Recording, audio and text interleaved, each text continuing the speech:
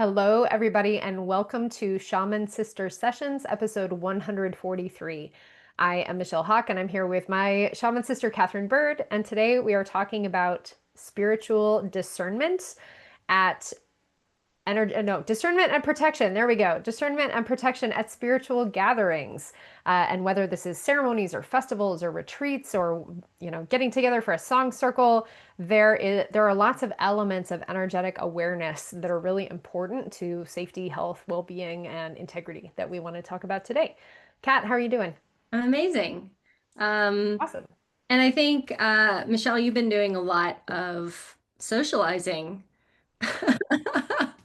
Compared to you or Yeah, right. compared to me for Right. sure. Let's put I'm this in at my house perspective. just trying to I've been moving all summer. I've been at my house just trying to unpack and paint and get everything set up. And of course the whole of the packing and the moving. So it's just been months for me. This has not been a fun, easy breezy summer of dancing around in the forest and going to things. I've That's not really what I've been doing either, but gone to okay. very few things. I bet that you have danced in the forest.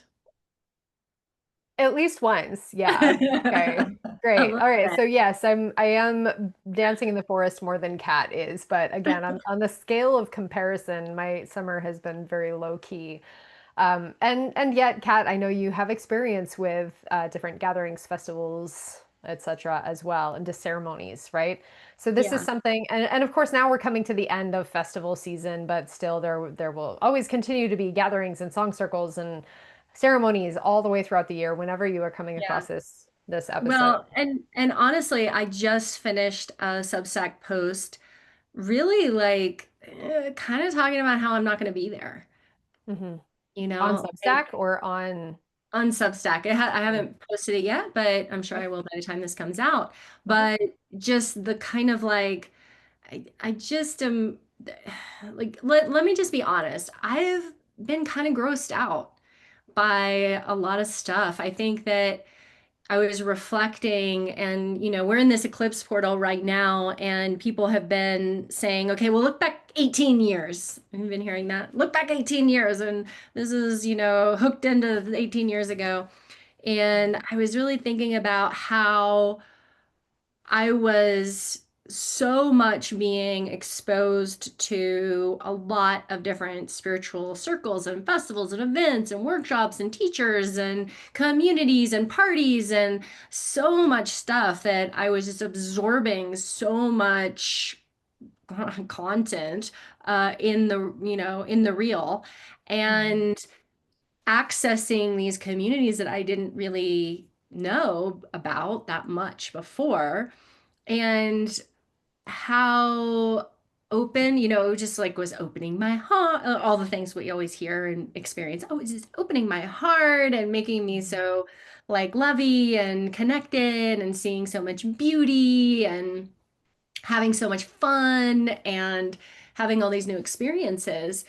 And now I feel, uh, I think, I think the title of my article is The Cynicism of My Spirituality, where Mhm. I've become just from seeing so much harm and so much toxicity and so many people abusing people and so much just bullshit, where it's this is not helping. And this isn't that lovey, actually.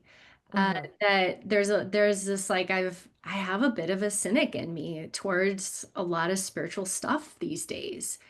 Mhm. And I have a deep spiritual practice. I have deep personal relationships with spiritual people. I have my containers and my clients, and all of that feels very beautiful and nurturing.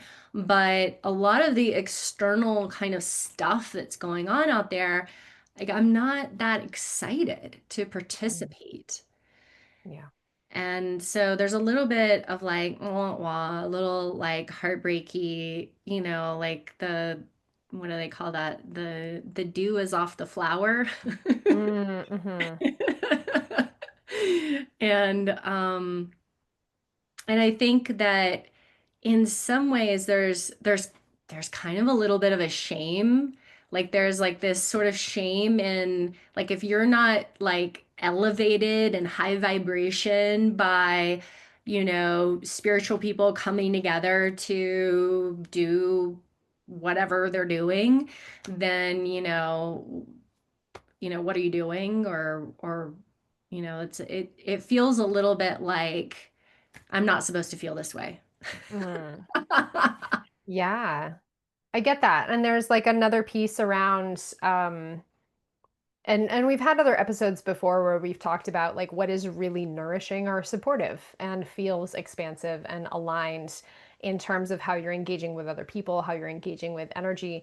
And I feel like I've come a little bit almost full circle on it where I definitely see that cynicism in myself, but I feel like I've softened because of some of the releasing of expectation that I didn't really realize I had.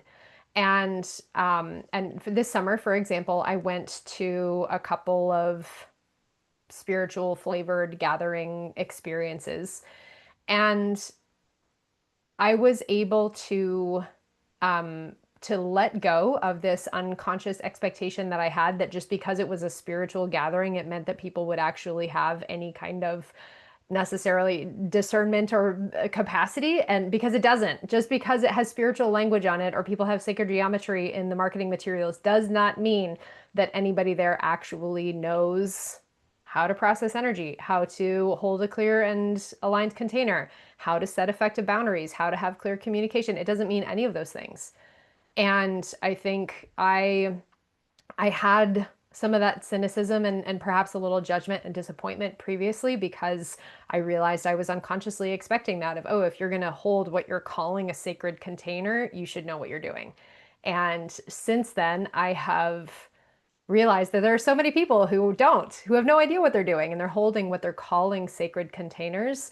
And now I've been able to shift into a little bit of like, okay, well, I know I'm going to be okay no matter what. I'm going to hold myself in that experience no matter what, completely like as a way that I can participate and enjoy without having any expectation of being held or met by a container that may or may not know what it's doing, or by people who may or may not know what they're doing. Yeah, even if it makes your eyes roll just a little bit. What'd you say? Even if it makes your eyes roll just a little bit. A little bit. Yeah, for sure. Absolutely. So Okay, I so have, yeah. yeah, well, I love what you're saying here, and then I think that's the point of this episode is so how do you tend to yourself Mhm. when you are oftentimes putting yourself into other people's containers, into groups where you're being asked to participate sometimes and things that you don't know what you're gonna be asked to participate in, and all of a sudden you've got to like take care of yourself. Mhm. Where somebody might be asking you to do an exercise that you might feel like it doesn't feel right to you or might make you uncomfortable. Um, Mhm. you might be kind of seeing through, maybe you're kind of really psychic and you're sort of seeing through the layers of what's going on behind the scenes of other people's energy bodies. And you're like, ooh, I don't know about this. Or Yeah.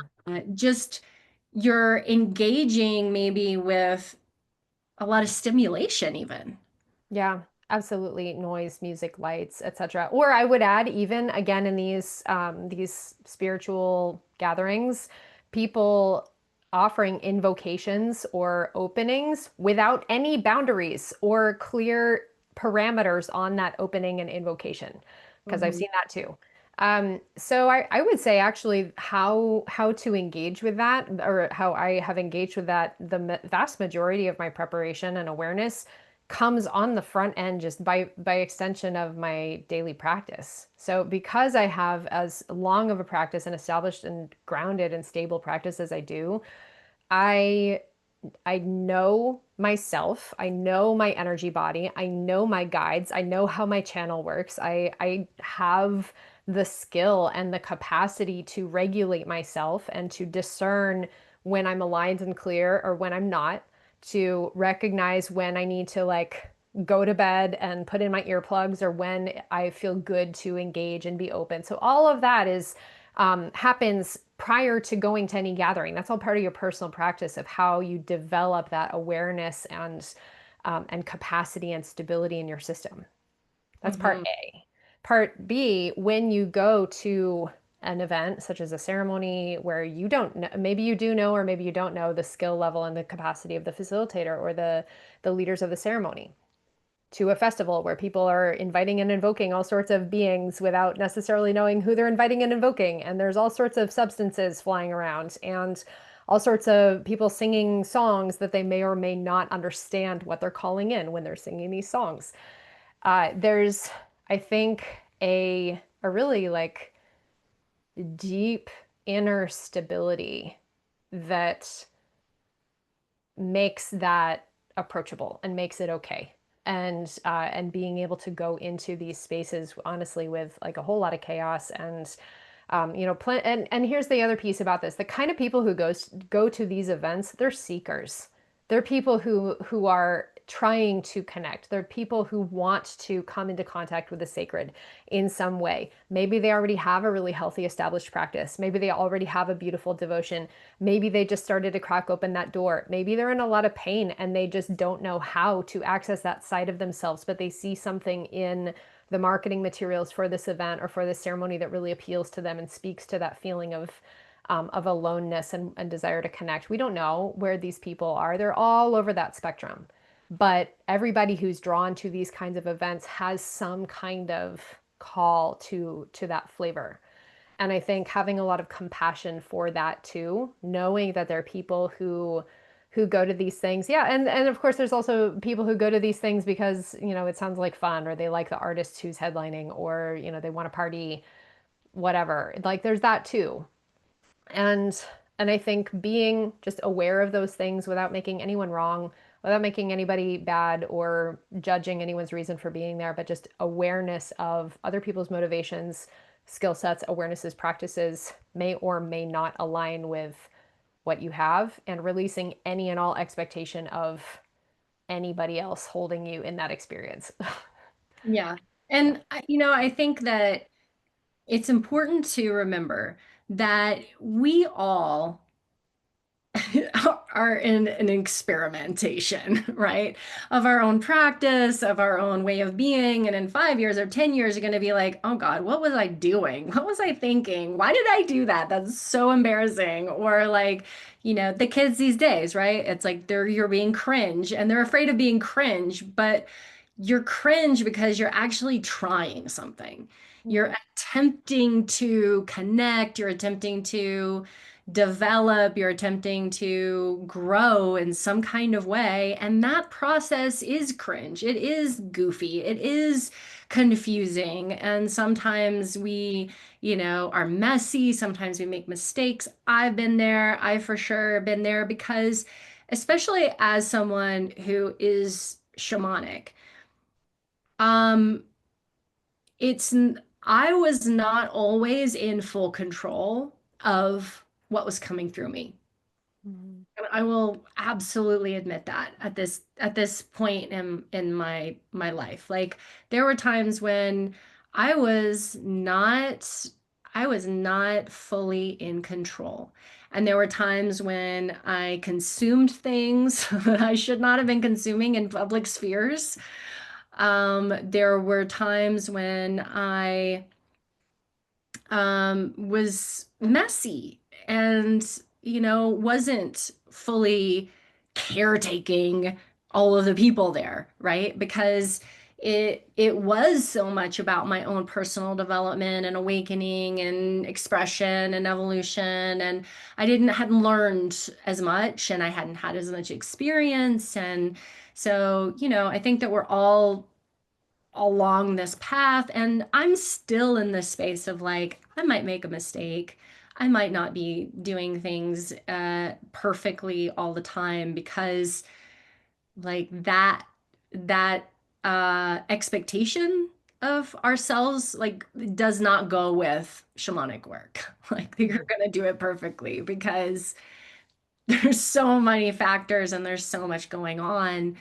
Um, and So I think that for me, the things that have been really helpful in the moment have been grounding, like really getting grounded, taking some space to feel my body, to feel my anchors into the earth, to breathe down into the earth, to reestablish my own personal connection. Like if there's a lot of swirling energy in the environment and a lot of impact and influence of other people and spirits and all of these things, uh, it's really important to, through your personal practice, develop this, but then like be able to connect to your center, connect to the core of your own being and anchor that down into the earth and get that nourishing reconnection so that you're not feeling so discombobulated or like way up over your head.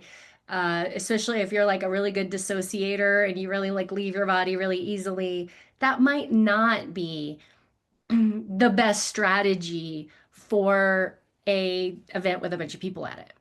So, Totally. in order for you to, what we're talking about is like, how do you protect yourself? I Mhm. think one of the best protections that we have is being in the body. Mhm. Being in the body and having an effective and confident practice of energetic stability and mastery.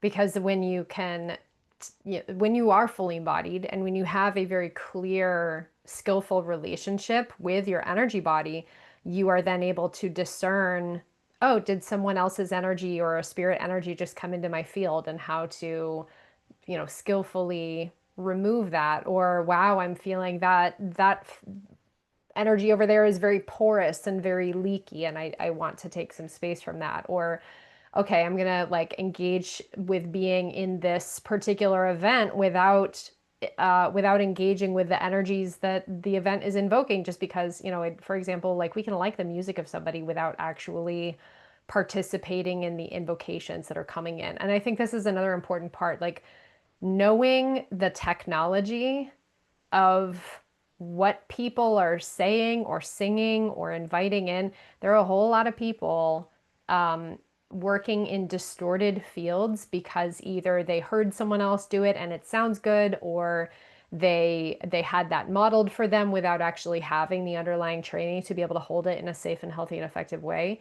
When we know through our own skill, through our own development, how to engage with those technologies, we can still be in a container, in a leaky container, or in a container that is not actually doing that very well or skillfully, and be okay because of our own personal way of how we're agreeing or not agreeing to participate in those leaky boundaries or leaky invitations. So Yeah. if And you, I'm stepping into a container where somebody's leading a like invocation, I'm like, I don't need to participate in that. right. And you can be there and be like internally, like, no, Yeah. not for me. Thank you. Not for me. Thank you. Yeah. Or add in your own caveats of like, well, I'm not indiscriminately opening my channel, but I'm specifically opening my channel only to forces of the light and love that I have pre-existing relationships with, to come in as known quantities and guides to support me in my highest and greatest good in a way that is compatible with my physical well-being, my emotional, mental, spiritual well-being, and enhancing my joy and upliftment in this moment. I love And they that. might not say that on stage. Just go and like reverse that, write that down, and just put that, when you're driving to the thing, put that on your not your windshield so that you can't see whatever that thing is in front of your car. Dashboard. Your dashboard, Yeah. right? Great. So that you're like, okay, this is what like set those clear containers for yourself. Hmm. Right? Don't expect that somebody else's container is going to be the right container for you. Like set some of these parameters for yourself, the agreements of what you're showing up for and what you're not showing up for going in. Yep. And that I love your little thing. So everybody write that down. And and then, that way you have something, and this kind of goes back our last episode. I was like, it's amazing how much people are like, "Oh my gosh, I can just ask." Yeah, you can just ask. You can just really have these conversations with your guides. Let them know this is what we're doing. I'm going to be here and this is what I want. This is what I'm not signing up for this. Right. For me, I do have to sometimes be really careful and really mindful of Yeah, I'm not opening my channel here, or even I was at a this is so funny because it was just like a potluck, but it was a spiritual community, and I had never been there before. And I was at this potluck, and the man who leads the spiritual community got into the front, and he was just talking about normal things. But it was like my guides were like, "Oh, hey, who's he? What's going on? Who's he talking to? We want to talk. What's happening? Let's have a conversation." And they were like lighting up, like, "We want to talk about something over here about what's going on, and we want to have a conversation." Like they were like, "Oh, this is interesting." And I was Hmm. like, "Okay, no, this is not the time and place for me to look fucking crazy over here. Like, Hmm. let's just calm down." And we will put a tab in that, and at a later date I hear you, and sometimes you need to do that, just be like, I hear you, I'm on it. Sometimes when your healing gifts are really opening up, or they're open, you are sometimes your healing guides really want to come in and like work on somebody who's in the space, and you don't have like a consent, you don't have like a container. It's like they're like, "Hey, we know we could do something over here," and you have to have that conversation. You know what? Actually, this isn't the space for that right now. Right. Yeah, absolutely. All of that and more. And it's funny because knowing that we are, we're healers, right? We are here to serve, we are here to support. So recognizing what are the agreements that we have with our spiritual allies and the forces that come to work with us. I know that part of the deal when I go somewhere is I'm helping to clear and purify and anchor that space, but being able to offer that in a way that is not actually asking anything of me, just like, and Kat, you're doing this portaling class series. I'm sure this is something that you talk about or reference in the portaling work, is being able to anchor energies outside of us in our own personal sphere, just knowing that the relationships that I have over my 22-year practice of devotion and shamanic work and healing and grounding, really anchored very profoundly into deep relationships of safety and care and grounding and integrity, that I am bringing that to wherever I'm going. But I don't, I have that anchored in such a way with the spiritual relationships that I have that it's not like demanding of me to consciously pay attention to. It's drawing from the well, the deep well of my practice to be a beneficial presence into the spaces that I'm going into. And then that usually manifests in quieter ways where I end up being in a place at a time to, and this is part of the magic of these gatherings, whether you're at a potluck or a ceremony, and then you end up dropping into conversation with someone, and something becomes illuminated that they really needed to hear, and it's a moment of, okay, we get to be in service in a way that feels like serendipity rather than heavy lifting. Yeah. Mm-hmm. And um and it's okay if you're not at that place, right? If your practice is not there, you can still go to things. Like if you don't, this is kind of funny to say, you don't have to be a beneficial presence everywhere you go. Like sometimes you go Oh, someplace and you're like, I just need to receive. I'm just like, I'm struggling over here. I'm on the struggle right. bus. That's okay too. Yep, Um, just go have fun. Yeah. and yes, I do But give be but have your own have discernment, your right? That's own what this is about. discernment, Discernment and protection. Yeah. your own center, your own groundedness, your own field around your body where you are, really feeling the front, back, sides, up and down of your system, not just, just your tininess, but your bigness of your system.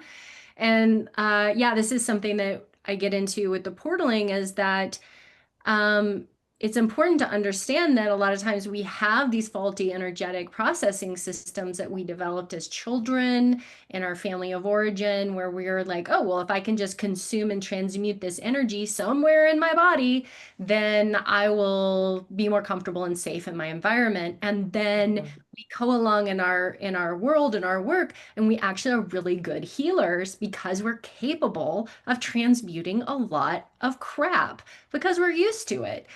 until at some point we like, get sick or burn out or just notice like this isn't functioning well, or tension, all kinds of reasons that we we might discover that we have this going on. So if you haven't done this work of understanding, oh, am I processing other people's energy the whole time that I'm at an event? Which, if you go home and you seem like, why do I seem like especially knocked out?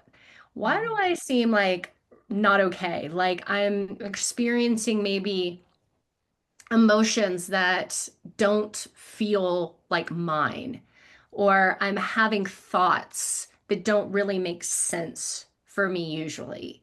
Mhm. Yes, you might have experienced something that's awakening something and bringing something into the surface that's good for you to look at. But sometimes you're just like consuming, right? You're absorbing and digesting because that's a little bit of how everything works. And Mhm. so getting that education of how are you currently digesting? How could it work a little bit better? What are your tools and strategies and the techniques that are supportive is really important. And to know that you probably don't come in with that awareness. Like, because you just do what feels habitual. Oh, right. Okay, yeah, I kind of like absorb all this stuff into my gut or into my throat or into my heart. Mhm. And, you know, Yeah, it bundles around in there and then I don't feel well. right. Yeah, absolutely. This is, I think, a very important piece of that energetic mastery and stability I was talking about earlier. When you know how your system works, consciously and unconsciously, the unconscious habits and patterns that you have as a result of your upbringing, any trauma patterns, regulating other people's energy unconsciously, these are all components of that. Mhm. And another piece, when we're at these events and there's a lot of open portals and people are partaking of all sorts of substances and there's a lot of like energy flying around, that is also a recipe for potentially picking up entity attachments, soul fragments, other people's energy stuff. And I'm saying that not to scare anybody, but just as, again, Don't freak part of out. that discernment and the reality of going to events where people are opening a lot of portals and channels without parameters, or like that's just part of the deal. It's it's a like an informed consent thing. So just knowing that it doesn't mean you can't go, it just means have the awareness and the discernment to be able to hold yourself and take care of yourself and not necessarily trust that just because you're at a spiritual event, the container is held impeccably. It may be, ideally, hopefully, and it may not be. Yeah, Mhm. great. And this is why we do energetic and shamanic training. This is why we learn practices. This is why we learn that uh, the self-awareness, right? Developing that ability to bring the unconscious into the conscious so that then we can intentionally work with what we've got and intentionally draw on our spiritual allies and our spirit guides and shamanic allies, which is our last episode. So please check that one out on, Mhm. how do we work with our allies and our guides, and how do we work energetically to support us, not just, at a festival or an event, but just day to day, and become someone who feels confident in your ability to show up and manage yourself and hopefully be able to help other people if it's needed. And Mhm. you know, sometimes that's all we can that's all we can ask for. Please help me manage myself and show up for other people if I have to. Great. I love it. Yeah, this is Write part that of on what. your dashboard too. Great. Okay, so you got a couple of notes to write down from this. So yeah, we've shared any other tidbits of advice to share before we close, Kat? I mean, I think I'm good. I think that this is an important important subject, especially when we're being um we're being like in the midst of so much. Like there's so much going on in some of these containers. Mm-hmm. And I think sometimes we, especially like our, I'm sure that if you're on this podcast, you're probably a little sensitive soul and like you're picking up on things and you're seeing, maybe even seeing and hearing things and having these awarenesses. Um, and so it can be really in some ways debilitating sometimes. I know for myself when I was first going through my awakening, um, I had a hard time. Like I had a really hard time being at events and things like, holding hands, like when they would put you in a circle and they go, everybody hold hands. And I would just be like, oh, God, I just can't. I mean, this hand holding is driving me, like, because I was so energetically sensitive. Mm-hmm. And I didn't have the mastery, really, of my own self and what I was experiencing. So, if you're still feeling like a sensitive little buttercup, as Michelle often says, then that's okay. That's okay. Yep. It's okay. It's totally fine. Do That's what's right for you. part of the You know, deal. yeah, and at these gatherings and events, I think over the years I've developed a lot more, again, that trust and stability in my own self, my container, my relationships with my guides, and and there becomes this kind of like unapologetic way of taking care of yourself and holding yourself. So I Yeah. know when I'm at events where there's a lot of other people's energy, having some physical space to separate myself during off times is really important for me.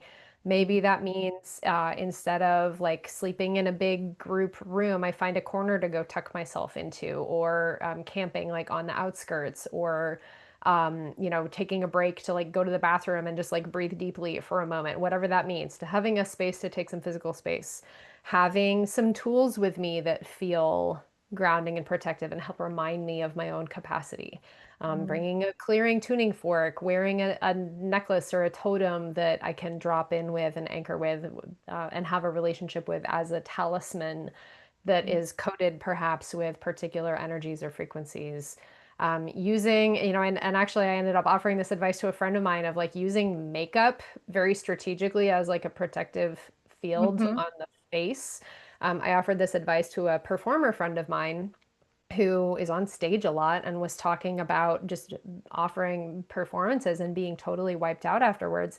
And I said, you can use your makeup and your jewelry as a way, encoding, because when you're on stage, a lot of, and Kat and we have this here on video. We're on video a lot. We have a lot of people looking at us, listening to our voices. And this is something that I do. I'll spell out for y'all something that I am doing when I'm on video. I'm encoding my eyeliner, my lip color with a protective layer, because a lot of other people's energy and attention can get stuck in the face or come in through the eyes. And it's a way to have a shield of protection around our sensory places where we intake energy, or other people's energy can get stuck. Same with a necklace or a medallion or a piece of jewelry. You can encode it to bounce back energy that isn't helpful or aligned for you. So I offered this to my performer friend and said, next time you go on stage, to do your makeup with the codes and the intention of being a shield, so that you're not taking in all that energy. And for all I of love you, that. you can encode that. Yeah, I like that. That's good advice. Yeah, Mm. because it's like, oh my gosh, I've got all these like huge hoops to jump through in order to be okay, right? And sometimes when you're really sensitive, it can feel like I have so much to do in order just to be okay. But Mm. like these little things, where set it and just like let it work, like Hmm. set the spell, and let the spell work. You don't think about the spell all the time. Hmm. Yeah. And so you can, yeah, I love that. Just as a quick thing, or if you're camping, Hmm. bringing some stones from your home that feel like, put those on the in the corners of your tent. Yeah. These little things are really helpful. Yeah. At the latest event that I went to, I brought my clearing tuning fork that I use multiple times every day that I have clients and sessions, and a bottle of some St. John's wort anointing oil that I made and processed. And that was in my bag with me wherever I went. So if ever, and actually I ended up using both of those things for other people more than for myself now that I think about it. But knowing that I had them, like, okay, I have a tool to clear myself. I have a tool of a plant ally to support me in my own radiance and well-being and protection. Just even knowing that I had those things Yeah, totally. really helped a lot. Yeah. And then you can also be your little like ER bag. Yeah, exactly. Yeah. Because people are struggling sometimes and they're like, oh wow, I really like overly did it. And it's like, Mhm. okay, let's do a little clearing, let's do a little grounding. I've definitely had some triage at festival moments when people were like really overwhelmed by the energy of what's going on. And it's like, okay, well, let's come over here. Let's squat down, get close to the earth. Let's do some breathing. Let's have some essential oils, maybe a sandwich, and you're gonna be Yeah. fine. Go take a nap, eat something, put your hands on the ground, and you'll feel 10 times better. Yeah. Yeah, Right. absolutely. Well, So so with this, Kat, please tell us about your portaling course. Speaking of useful tools to help. Right. So Yeah. portaling starts September 27th. We're going to do four sessions, and it's going to be a really nice full education on developing shamanic allies and energetic mastery, working with specifically a portaling technique to help to process energy. We're going to be doing personal energy practices and meditations and shamanic journey work to establish our relationships. It's going to be super fun and a lot of really important, good education around all these things. Mm, love it. And your book. Oh, yeah. Healer's Process Practice Manual. You can pre-order now on Kindle, or September 20th, you can get the paperback. And that's 50 practices that go along with the Healer's Process book. And you're getting a lot of really incredible experiential practices in there. Mm. I'm so excited for you and for everybody else. Actually, not the Congratulations. practices that I'm about to teach. So get Okay. those. Yeah, so you need them both. Absolutely. And Kat, like you have worked so hard on both of these books. So sincerest congratulations to you on actually getting these things out in the world. So, Thanks. and for, yeah, for all of you tuning in, if you haven't bought the Healer's Process book yet, then please get both the book and the practice manual because it is chock full of deep wisdom and practical support and exercises and beautiful poetry and stories and everything that is absolutely essential guidance for anyone on the healership path. Thanks, Yeah. Michelle. What you got going on? Thanks. I have a Foundations of Shamanic Practice course starting sometime this fall, TBD, although I probably will have figured out the dates by the time this episode comes out. So you can find more about that on my website, michellehawk.com, or get on my email list to make sure that you're getting the invites. That will teach practices from a couple of different shamanic courses that I have taught before and weaving them together so that we have foundations of animism as well as how to collaborate in functionally purposeful relationships with local land and nature spirits, how to develop meaningful connections and communication with your spirit allies, learning how to just like we talked about in our last episode, how to develop those relationships in a very strong way, as well as foundations of energetic mastery, like we were talking about in this episode, of how to go about your life and in the world with a really clear, refined, and skillful relationship with your energy body and protection. So that is the thing that's coming up this fall. Great. Hmm. It's gonna be amazing. Yeah, Great. awesome. Thanks, Michelle. Thank It's great having you. this conversation with you. Yeah, you too. And thank you all for being here. If this resonates with you, please like and share and send to someone that you know who needs this. And you can go ahead and write us a review, please, too, on Apple Podcasts, iTunes, Apple We're everywhere. Podcasts, wherever Everywhere it this is, might be, everywhere. we are. Yeah, thank you so much. We do this work for you and hope it resonates with you. Feel free to drop us a comment and let us know how it lands.